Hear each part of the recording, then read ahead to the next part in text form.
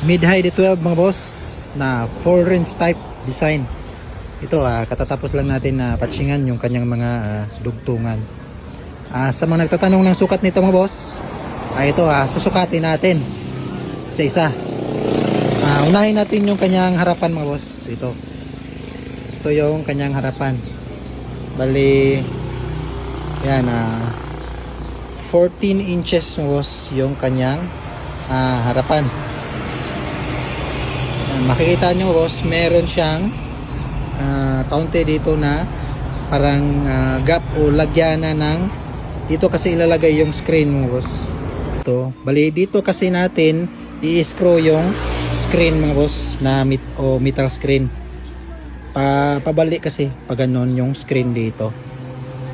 Kaya meron siyang ganito, yan magkabilaan kasi dito natin i-screw yung screen. Yan. Kung dito sa taas tayo magsusukat mga boss, yan dito sa taas, kung dito tayo sa taas magsusukat mga boss ay magiging 14 and 1/4.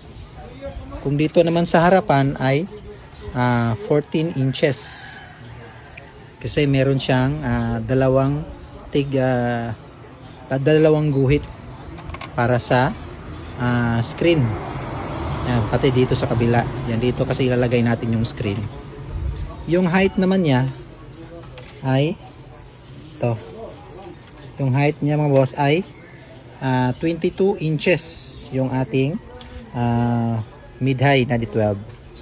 Yung kanyang lalim naman o haba ay ito. Sukatin natin. Yan. Ay 16 inches mga boss yung lalim ng ating mid-high box. Yung pabalik naman dito, yan bumalik kasi siya mga boss ay 8 inches. So yan 8 inches bago siya bumalik dito. Yung dito sa likod ay naging 11 inches na lang siya. Dito sa harap ay 14 and 1/4. Yung gagamitin ko na horn dito mga boss ay 8x8 yung gagamitin ko na horn dito. Tapos meron siyang breather. Yan, yung breather ko dito ay nasa 1.5 inch, pati din sa gilid 1.5. Yung laki ng aking breather ay 1 and 1/4 yung breather ko dito. Yung dito sa baba mga boss, yan meron siyang parang naka-angle dito para sa screen ho ito. Yan yung sukat dito. Yan 1.5. Yan 1.5 bago ako nagputol dito. Yung gagamitin ko kasi na screen dito mga boss ay DIY ko lang. Yung kakatingin pa lang. Marami kasing nabibili na screen mga boss na yung may pangalan na JBL na diretso na. Yung sa akin ay DIY. At meron din akong nilagay na division dito sa loob mga boss para sa speaker at sa division ng tweeter. Ito meron siyang division sa loob. Yan, para pag nilagyan natin ng kunting bass ay maganda siya pakinggan. Yan, meron siyang butas dito sa likuran mo kasi.